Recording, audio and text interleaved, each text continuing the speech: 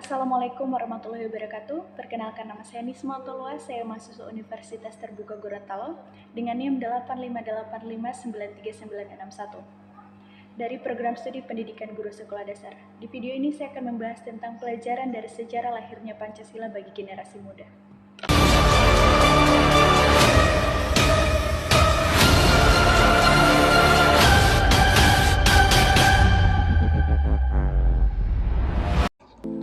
Pancasila bukan hanya 5 butir nilai, tapi juga hasil dari perjalanan panjang dan perjuangan para pendiri bangsa.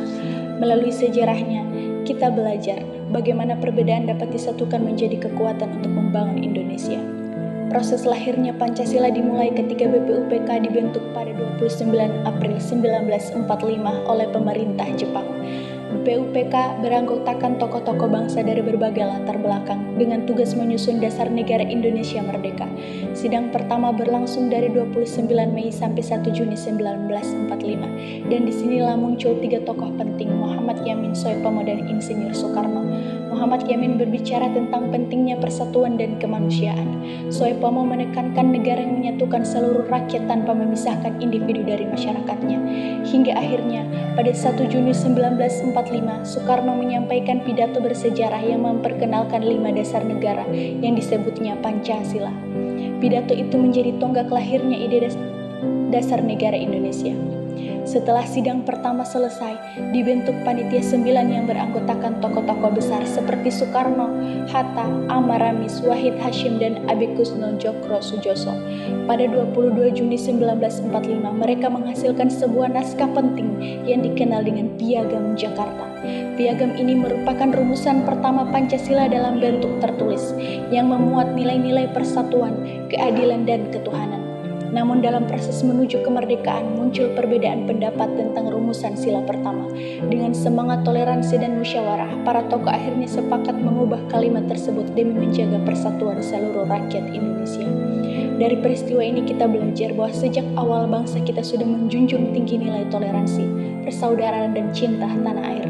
Perjalanan berlanjut dengan dibentuknya PPKI pada 9 Agustus 1945 yang bertugas mempersiapkan kemerdekaan. Setelah proklamasi pada 17 Agustus 1945, PPKI mengadakan sidang pada 18 Agustus 1945 untuk menetapkan Undang-Undang Dasar 1945 serta Pancasila sebagai dasar negara. Inilah puncak dari perjuangan panjang bangsa Indonesia, dasar negara yang disusun dengan penuh semangat kebersamaan bukan paksaan. Pancasila lahir dari hasil pemikiran yang dalam, perdebatan yang jujur, dan keikhlasan untuk mendahulukan kepentingan bangsa di atas kepentingan pribadi. Bagi saya, sejarah lahirnya Pancasila bukan hanya tentang masa lalu, tapi tentang pelajaran hidup untuk masa kini. Para pendiri bangsa menunjukkan kepada kita bahwa perbedaan bukan alasan untuk berpecah, melainkan kekuatan untuk bersatu. Mereka berkorban, berdiskusi, bahkan menahan ego pribadi demi cita-cita bersama, Indonesia merdeka dan berdaulat. Sebagai generasi muda, saya merasa kita harus meneruskan semangat itu, semangat gotong royong, persatuan, dan rasa tanggung jawab terhadap bangsa. Di era digital seperti sekarang, di mana perbedaan pendapat mudah memicu konflik, nilai-nilai Pancasila justru menjadi pedoman agar kita tetap bersikap bijak, adil, dan menghargai sesama.